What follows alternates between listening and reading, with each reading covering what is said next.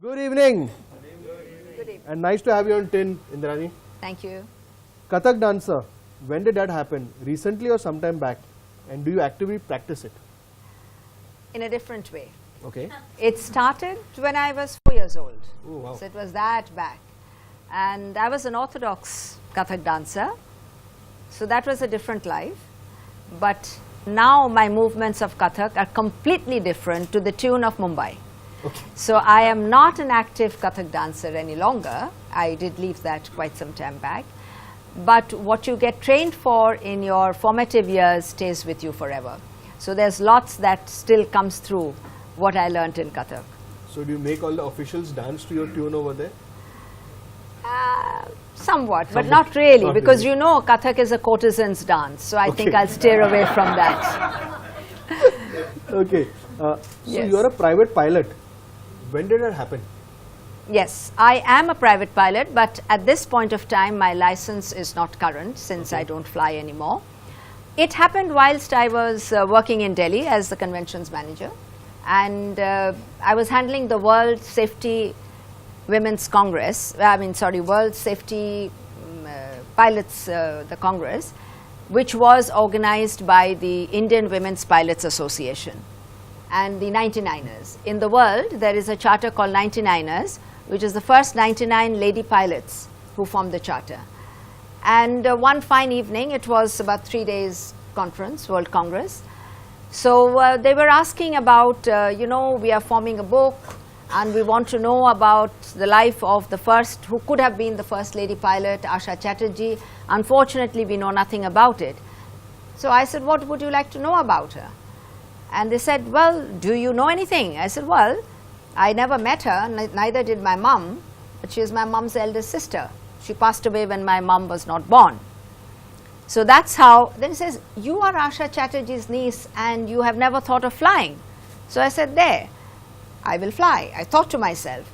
However, being a private pilot and getting on to an aircraft which is only 2 people, a completely different experience than when you're on a commercial airline.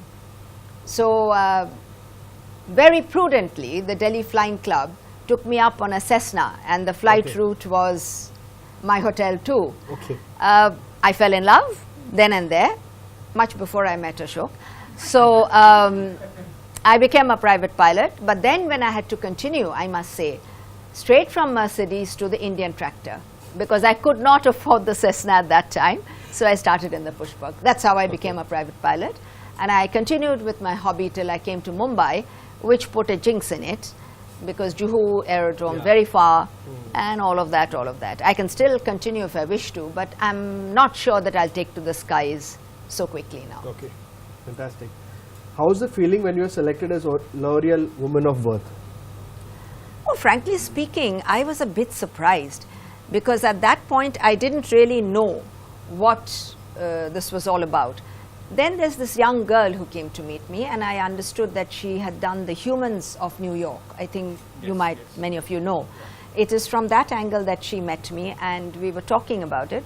What she wanted to know was the message I would like to give to women.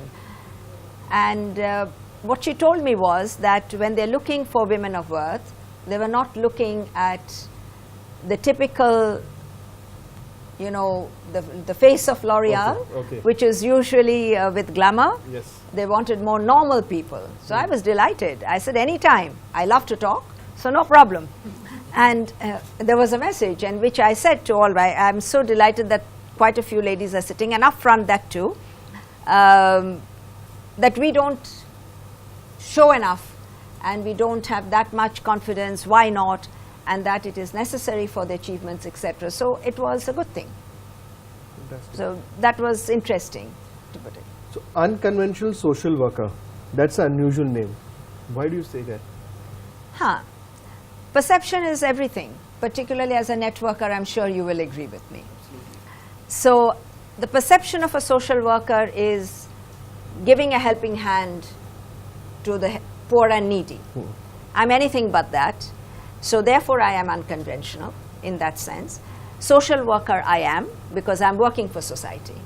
So that is the difference, because I do believe that when you uplift society, it is not by giving a helping hand as in freebies or in looking after the poor. What requires that attention is the group in the middle. And that has been my focus and the focus of the government side. So therefore that's the unconventional bit. Hence I call myself the unconventional social worker. School bus policy. How difficult was it to convince both the sides, the transport guys and the government? Of course the parents I think are for it over there. So how difficult was that exercise? Sam, you've got it all wrong. Why? Parents were not for it. Oh. Straight away. When I did this whole school bus, since I am the face of school bus, it has so become, so I'll take a few minutes if you don't mind. Sure, sure. When I did it in 2002, and it was in my son's school, at that time it was Cathedral and John Connon School, premier school. Having come from a corporate background, and as I said, not a conventional social worker, so I knew that if you had to make a change, and if you had to do something, Mumbai is a city where other things talk. So you had to catch a school where it would catch the attention of the public. It's another matter that the school had enough problems where transport was concerned. So all of this combined to make me do this. And the parents, of course, were taken completely unawares when we started doing this, because it happened very quickly. So parents did not really have a major role at that point. So I must make that clear. But when you talk about the authorities, they were my partners. So if a partner, and you know when you're a partner, you accept what's and all, it's like a marriage, so you make it work. And they came very willingly and wanting to change. You know, the common way of thinking is that all in the government are either useless, or they don't know what they're doing, or they are crooks. Far from it. I work within the system, and it's not true at all. I don't say that such elements don't exist, that is not so. But there are lots of good things in the system, in the administration. So when this project, which I took up, was with the traffic department, and I cannot tell you what satisfaction it was when the traffic police, and that's the constable on the street, was so proud to say that this is our project. So that sort of feeling of your own was very rewarding, and I had no difficulty. The RTO, that's the transport guys, because the transport, as you may know, two parts, traffic police, transport. Those Charlies, of course, did not quite know what was happening. They were sort of kept in the dark, not required at that point. But you will be happy to know that the policy came about at the invitation of the government, not because I went to them. I was invited by the then transport principal secretary, saying that, look, 90% of my colleagues' children, and indeed mine, have gone through your bus system. So have the judges' children, by the way. So we would like to know that how is it, when such a solution is there, that we have not used it for our city. So I said, it's up to you. Says, would you do it? I said, if you invite me, I will give it to you. Now, I've often been asked that how is it I did not turn it into an entrepreneurship? And the answer is very simple. I did not do this for money. Though money plays an important role, but it was meant, and my driving force was the safety aspect, the safety and security of our children. And that is something we take for granted, which we should not. So that is how this whole project had come about. And when the government asked me, when Mr. Ramanath Jha, who since then had left the service, invited me and asked me that you tell me how you would want to proceed with it and would you give it. I don't think ever any government policy has come about within 1.5 years. The school bus policy was notified within 1.5 years. Okay. Now, in the policies, the policy was made by this committee, of which I am a member. I was a member then, I still am. I'm the only non-bureaucrat who is a member there. And all the heads of all departments are members. Okay. And that was one condition I had. Okay. So somewhere you would say I call the shots. Okay. It was not the other way around. I said, you want mine? Then I want this, this, this. I will give it to you. Says, you will give it? I said, yes. Lock, stock and barrel, I'll give it. But you can't change a comma, full stop anywhere. And that's how the policy was put in. But then the government being the government and our elected representatives being their compulsions, went and shot themselves in the foot and has made a couple of glaring errors, I will not say, knowingly they have done it, which requires change and which requires to be addressed, which it shall be now. So that's how the policy came about. There have been certain hiccups with the policy, as in certain departments haven't, the education department haven't given it to the schools, etc., etc.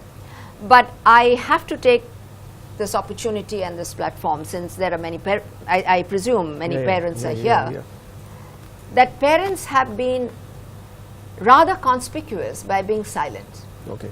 And whether it is complacency or whether their belief in the government or what, I do not know. I am a parent myself. But somehow there hasn't been that strong demand of this policy being implemented uniformly in all schools. Because the life and the safety of a child is no different from one school to another. So this aspect, unfortunately, I don't see the parents coming up with. In fact, I have parents opposing it. Yes, which surprised me, because on the contrary, you would want to know that how your child can be safe and that the school has taken the responsibility. So parents actually must play a much stronger role, and that is a little wobbly. That's on, but the government side, gung-ho, nobody is going to mess around with the policy. This much I can tell you. Because the transport guys, as we were saying, the committee is headed by the transport commissioner. So willy-nilly his whole team is in line. And I think somewhere along, when the officers see that there is a system which is there, which is implementable and successful, they all want to be part of a success story. Why would anybody want to fail? Half the time the government people get demotivated because they are not able to do many things that they would otherwise want to do. And that is actually the truth. So I did not have that sort of any difficulty. As I said, there have been certain challenges which I'm not going anywhere. So we'll get that sorted out. So a lot of the things, the policies of school buses, but I still see, a lot of these municipal schools, they have these private rickshaws, kids, like 7-8 kids into their auto rickshaw, bags are out and all that stuff and all. Is that also, is that not being regulated? That's what I said, the government shot you. I'm glad you brought it up, so let me share with you.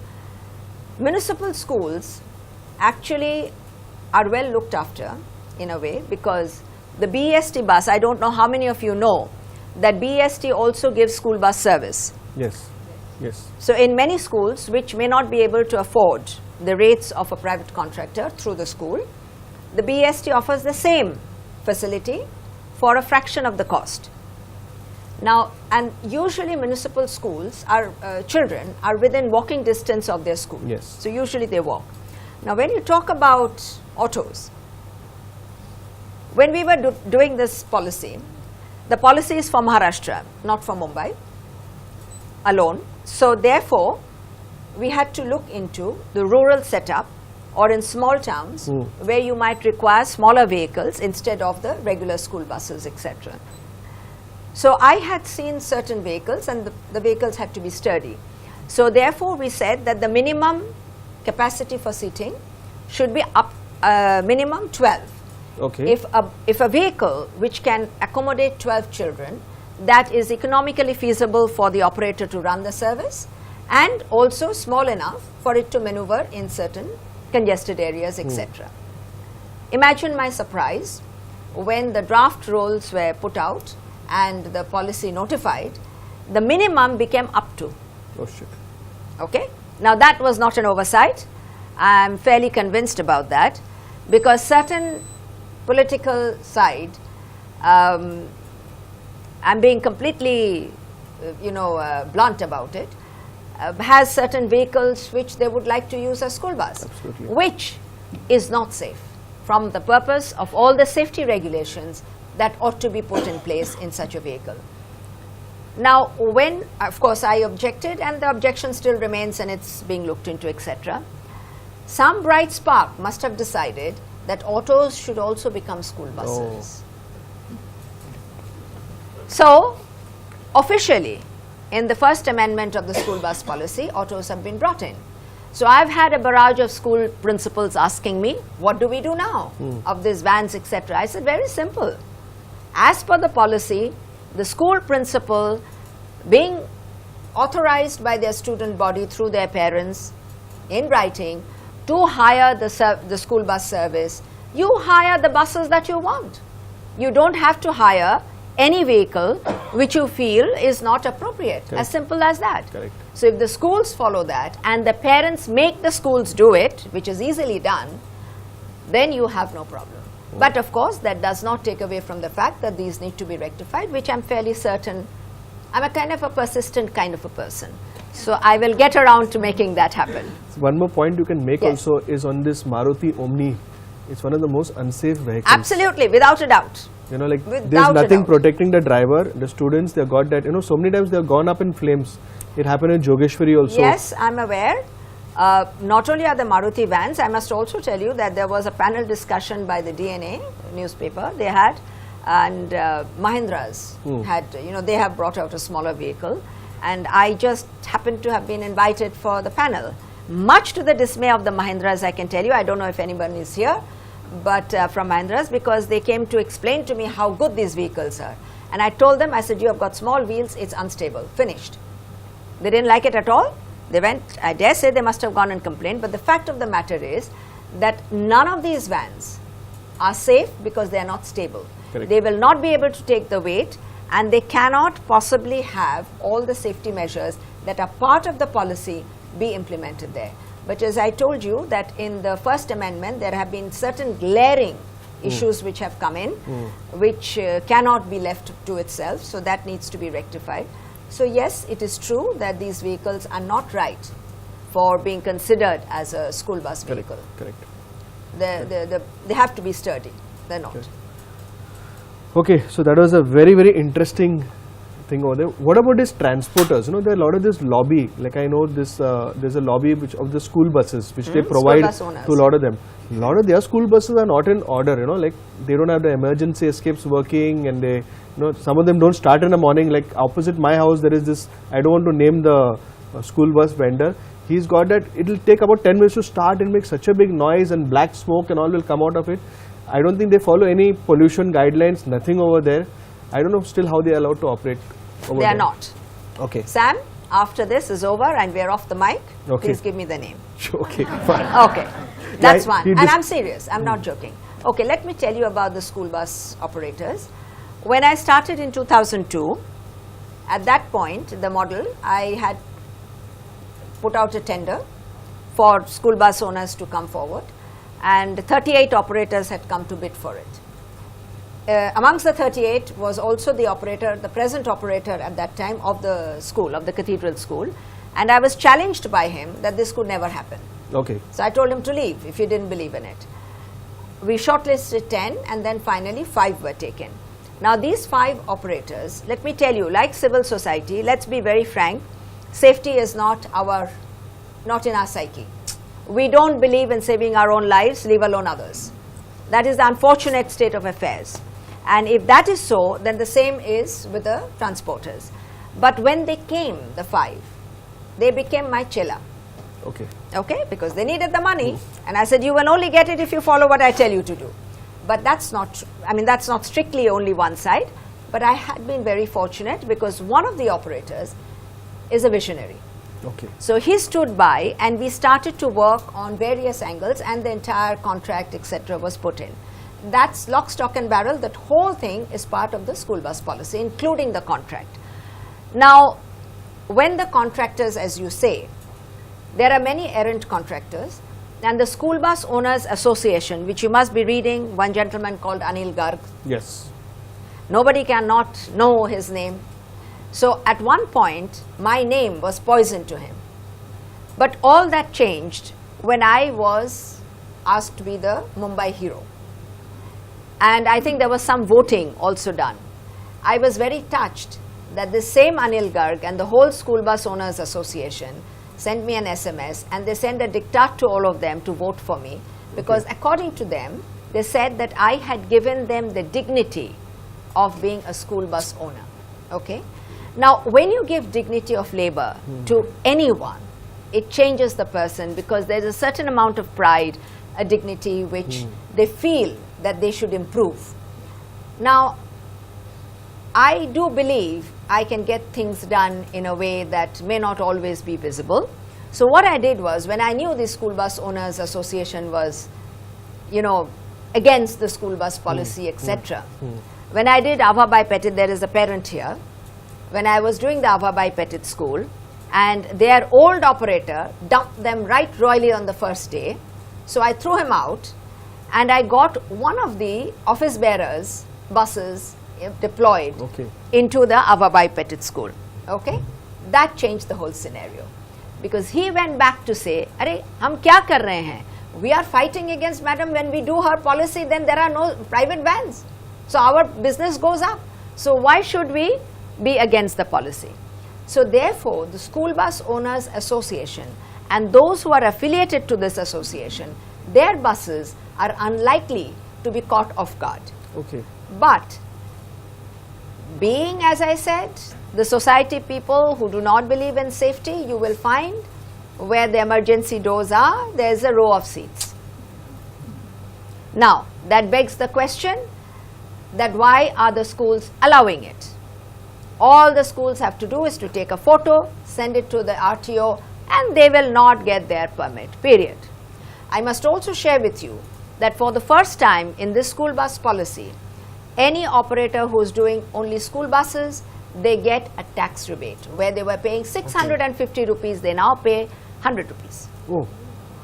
So the government can do and does do what they are required to do, because one of the terms of reference for our committee was to address the tax issue. Because I said, if you are making a policy, we want more bus operators to come, make it easy for them to do their business, don't make it difficult. Like our Prime Minister is saying, now I think for the labour law today, that instead of 16, you make one form. Same way the school bus thing was done.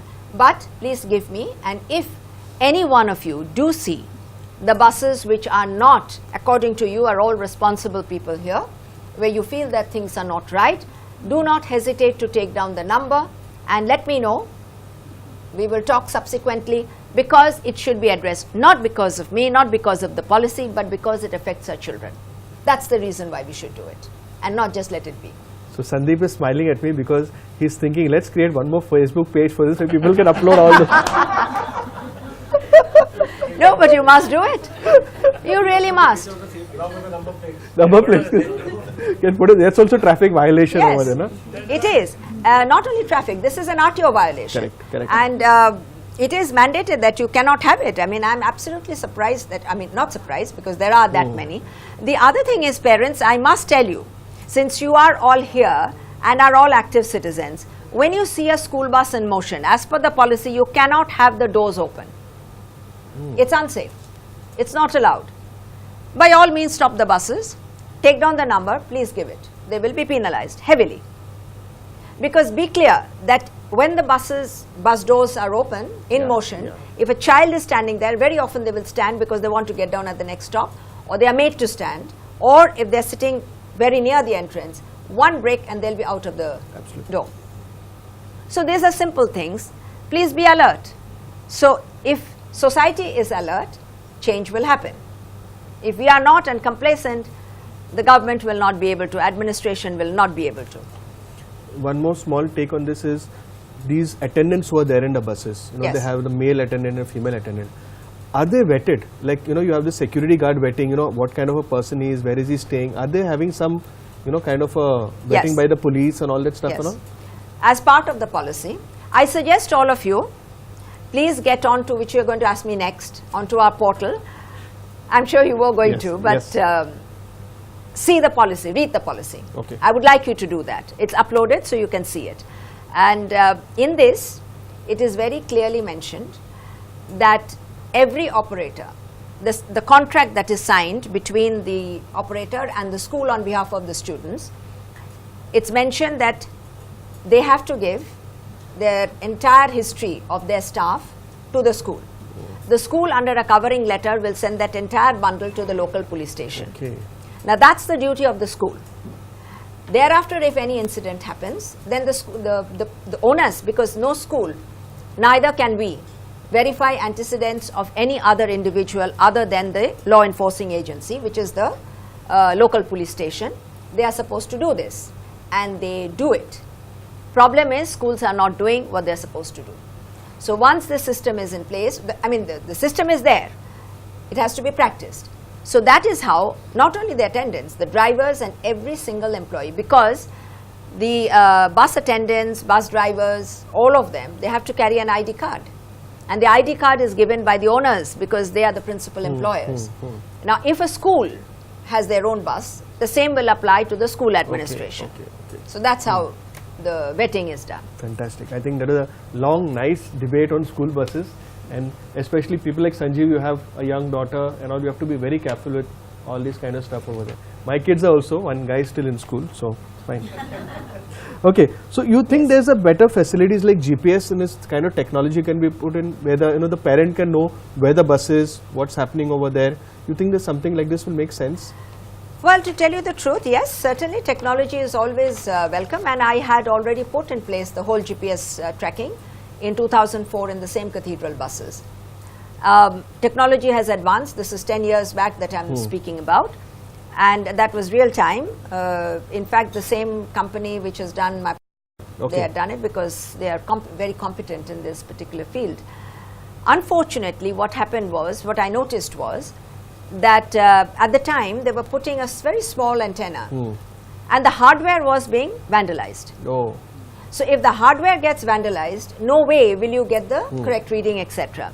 Now then I went a little deeper to find out how is it getting vandalized, and I not discovered but I was informed that since the buses are parked willy-nilly everywhere because there is no dedicated bus parking area for the school buses, that it was very difficult to keep track of these things. Therefore, when we had our school bus committee being formed, in the terms of reference or in our work, we put in dedicated bus parking area. Okay. Now, till that becomes a reality, this will always be a little bit of a wavy area. Correct. Because one will never be sure whether the hardware that, because no technology can be done without a hardware. So therefore, that aspect has to be looked into. But I must also tell you that no doubt the parents would want to know various things. But I am not at all in favor of too much interference from the parents.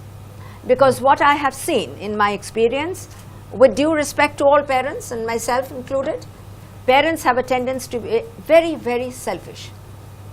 And they do not, I mean, I don't say that every parent is so, but by and large, that only my child is to be seen and not the other. So when you want to have a system in place which is uniform and for all, you can't have so much of parental interference.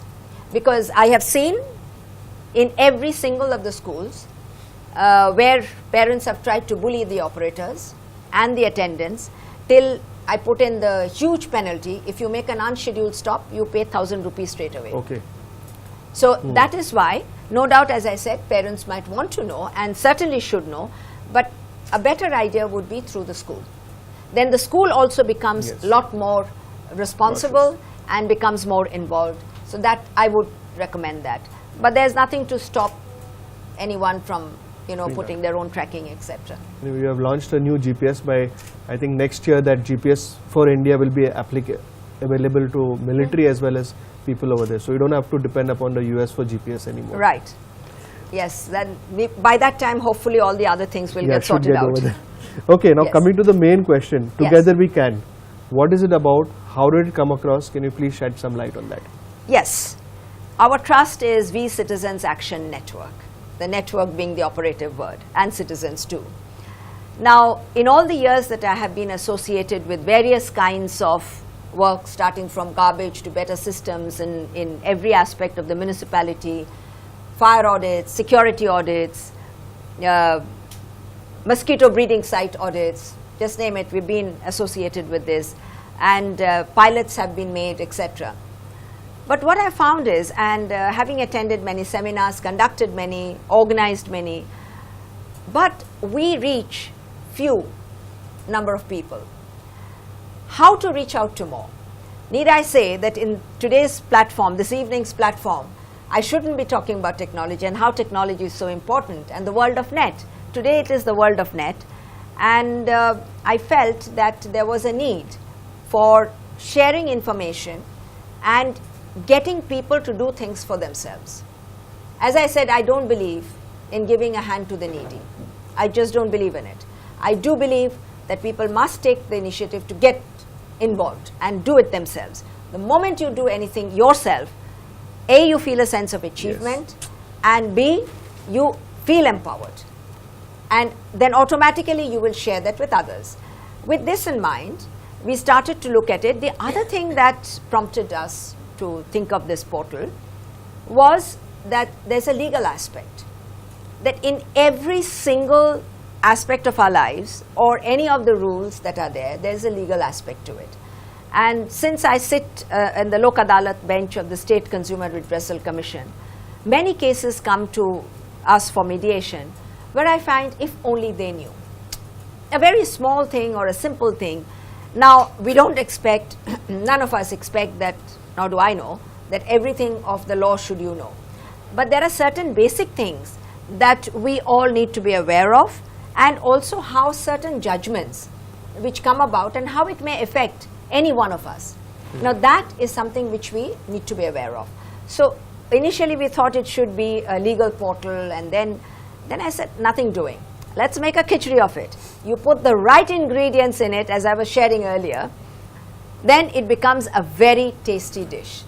So therefore it came about that we put in all our work and with an interactive map of Mumbai, so that there is an interaction between the citizens and ourselves, so that we can give and share, and people can share amongst themselves. So exactly like what you are doing here is what is there in the portal. Okay.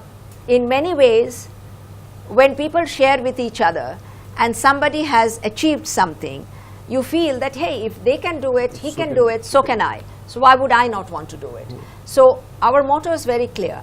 We won't do it for you. We will help you to do it for yourselves. So in this manner, we brought out the portal. The interactive map, for example, what I found in my work is that so many people did not know which ward they are in, the municipal ward. Now, your municipality, my municipality, our municipality, from the time you are born till the time you die, you are tied to it. And yet, you don't know where your municipal office is. You don't know what services are provided. You don't know the systems that work. How can ignorance in any way be an asset? It can't be. So therefore, what we did was just put the boundary of the ward and the ward office number. It's just the first steps. So you see, if you are to go and do a lot more things, you first have to do the baby steps. If you don't walk as a baby, you are not going to be able to run. Correct. So therefore, this is the first step. We also felt that we would not like to duplicate work of others. So what we have done is that we have linked it with various organizations who are also our networking partners and shared, so that if you need more of something, you go directly to them. For example, Think Foundation is one of our knowledge partners. Now, the young man, Vinay Shetty, very committed worker, deals with blood. His name is synonymous with safe blood. Now, when we look at, why would we need to know? Tell me, any one of us would not think of where to source blood if there is a problem. Okay? So, how to do that? Now, I would not be working in that same field, but my job is to bring that to easy reach of others. So, what we look at is in the role of a facilitator organization and as a coordinator. In nearly all aspects of work, what lacks is coordination, invariably. So, that is the void we wanted to fill in. And we named it Together We Can. Not we, but we can. We can. Yeah. So, that's how the portal came in. In fact, today in Times of India for the elections, we've just completed. We are the authorized facilitator organization. And Times of India has put out, so if any one of you have ever had any problems with elections, just write. We will guide you to resolve your problems. So, but we won't do it for you. We'll tell you how you go and resolve it yourselves. Yes. Fantastic. What are the 3 top things the new government, whoever comes, I hope Achhe Din Aayega, should do to, Ian is not there, so I said that, should do to revive Mumbai? I'm sure Mumbai has to be revived. Well, this is a oft heard word, revive Mumbai, the spirit of Mumbai, all of that. Basic things have to come in from the government is infrastructure, which is talked about. And I think one of the other things that need to come in is uniform implementation of policies. So what happens is, if I have the time to give a small example, that very often the roads, which is a huge road rage, whether you look at traffic, potholes, whatever, we talk about roads. And invariably we blame the BMC. But are all roads under BMC? No, MMRDA. So when you have basic structures with multiple agencies looking after, and lack of coordination results in, how should I say, the implementation gets complicated and the efficiency gets challenged. So this needs to be addressed. So therefore, whether it is the transport department, for example, or development, urban development, because very often in my work I have seen that the urban development department does something which is contrary to BMC rules and regulations. So then you have a problem. So this seamless coordination or bringing about multiple agencies under one would be one of the things that the new government must certainly do. The other would be to have policies for beaches, because Mumbai is a coastal land and unfortunately the coastal side is not looked after. As Chowpatty we have done, but that's very small fraction, but that needs to be looked into. You asked me 3, so that's 2, and the third is water transportation. Yes. That, I mean, we don't use our natural resources. How good, I mean, why would that be? So that is something which I'm fairly certain the new government will look into. Fantastic. You run the HAM network for Mumbai. Is it still active, and how does it become a member? How do you become a member? So you can tell people what is ham. It's not pork, it's not non-veg stuff, so she'll tell you what is ham. Hey, ham is, but not this ham. Okay, no, first of all, I don't run the network. I must, make that correction. It happened, the July floods of 2005. When that happened, except for Cathedral School, I think nearly all schools had a problem. Yes. Cathedral, because I'm part of the disaster management cell, so I knew what was coming, so I had dispatched the buses very quickly.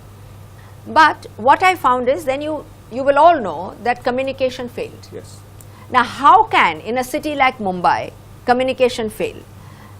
You would have read also, Chandrababu Naidu has taken to task the mobile vendors. Now, there is a saying that if everything fails, ham will always be there. You are aware of what ham is, I presume. Okay, ham is a group of amateur radio operators. It's an international hobby. It's a hobby. But when you take up this hobby, you give a pledge that if ever there is an emergency, you will be the first on the scene. And they live by it. So it's a very committed hobby, but it's a very enjoyable one at that. So now, having been a private pilot myself, I was well aware of the hams and what they can do. So I sourced that who are the hams in Mumbai. So I found the oldest ham group, which is called the JNA Wireless Association. They are the group of hams. And I caught them, and as a matter of fact, they were part of the Latur as well as, Koina. I mean, they were part of all these emergencies. But when it came to Mumbai, our municipality was oblivious of their existence. Can't blame them. I dare say many didn't know about it. So what I did was, as I say, we play the role of facilitator and coordinator. So I took them, and the ham group got integrated into the MCGM's disaster management cell. Now, it was with a little bit of a vision that I proceeded on this, that there has to be two-pronged. One is also to empower the MCGM staff into becoming hams. So what happens is that in all the 24 wards, there is a disaster cell. Every ward has it, and it works, mind you. Please use it, the number, so for any emergency. Now there, if there are dedicated hams who are staff of BMC, the BMC becomes so much more competent to deal with certain issues. So with that in mind, we started training. But before I went to the BMC, we also felt that it was necessary for citizens, anyone who would want to take it up as a hobby, to become hams. So we set up 2 centers, one in Malabar Hill and one in Vilepale, in Satya College. And the 35 hams who passed out, they were given the certificate. When you need to become a ham, there is a course which you have to undergo, and then there are theoretical and practicals, and then you are vetted by the IB. You are not just given, because the license comes from Delhi, because you are given radio frequency. So therefore, it has to be a full checks and balance, and hams also come across, they intercept quite a few of communications which they are honor bound to share with the security agencies. So there's a lot of it there. Should you, any one of you, want to become hams, please let me know. I will put you in touch with, I can see a hand going up. Excellent. So I will put you in touch with Mr. Sudhir Shah, who handles the ham. And by the way, the relay station of the city happens to be on top of our building, which is Acropolis A. Yes, so because that's the best signal, and the society is very kind to, give their premises. Very long antenna. It's a very small antenna. No? All good things come small packages. Great. The equipment is expensive? The personal equipment you're talking about, the work, about 8,000-10,000.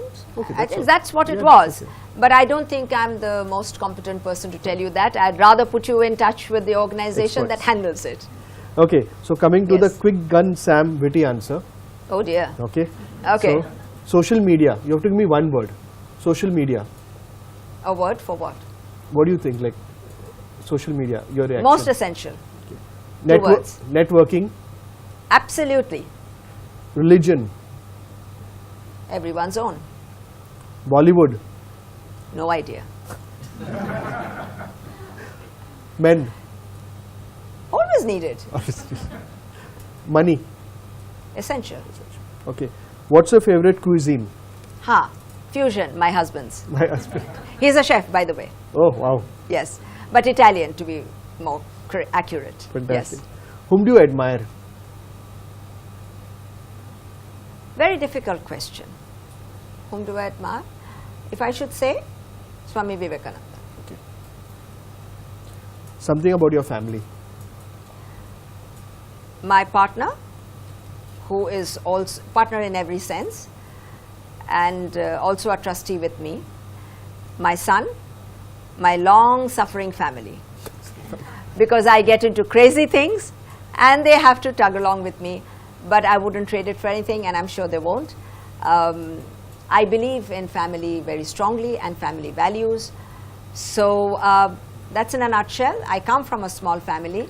We have a small family. I have a brother, if you want to know, and my family is in Kolkata. Okay. So we are a very close-knit family, and yet we are not very showing, emotive in that sense. Okay. Okay. But we are very close.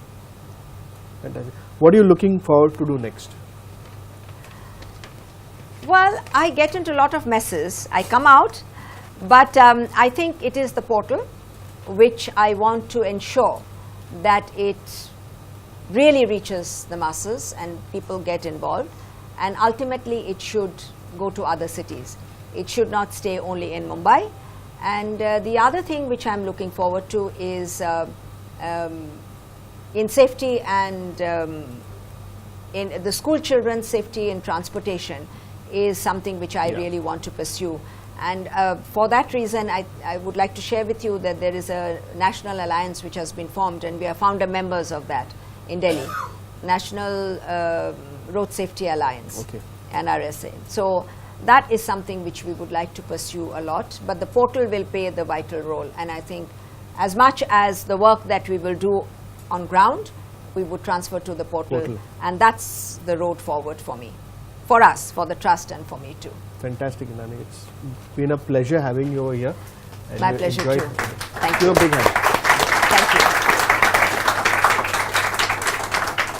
So first is your custom mug. Hey, that's nice. So you'll have Thank you. the flash bulbs Yes. going off. I didn't see a flash bulb going off. Oh dear. Okay? Yes. Good enough for Facebook? Okay. Yes. And this is a special gift for you from Sanjeev. And The spa. The spa. Yes. The portable spa. Portable spa. Okay. Thank you. Once again, he is not done yet. Yes. Thanks. Thank you so much. Thanks so much. Thank you.